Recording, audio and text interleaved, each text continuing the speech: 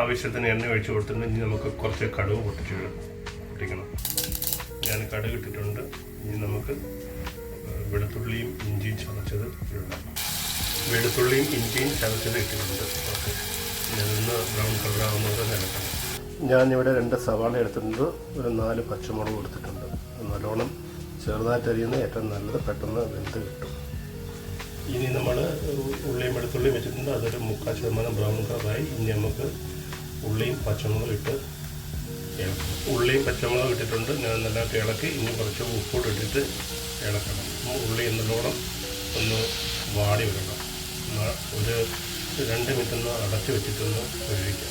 ഞാനിവിടെ മസാല എടുത്തിട്ടുള്ളത് മല്ലിപ്പൊടി ഒരു 1/2 ടീസ്പൂൺ, ചെറു ജീരകപ്പൊടി ഒരു 1/4 ടീസ്പൂൺ, മുളക് പൊടി ഒരു 1/2 ടീസ്പൂൺ, പിന്നെ നമ്മുടെ ഇറച്ചി മസാല ഉണ്ടല്ലോ ഒരു 1/2 ടീസ്പൂൺ, മഞ്ഞൾപ്പൊടി 1/4 ടീസ്പൂൺ.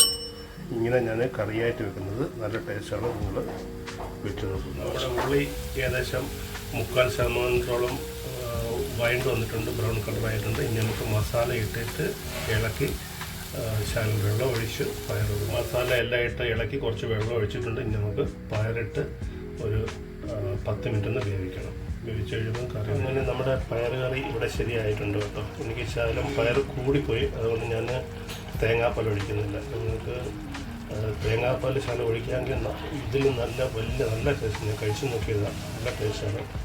പയർ കൂടുതലായതുകൊണ്ട് ഞാൻ തേങ്ങാപ്പാൽ ഒഴിക്കുന്നില്ല. പിന്നെ നാളെയും കൂടെ ഫ്രിഡ്ജ് വെച്ചിട്ട് കഴിക്കാനാണ്. അപ്പോൾ നിങ്ങൾ എല്ലാവരും ഒന്ന് ഉപയോഗിച്ച് നോക്കാം കേട്ടോ.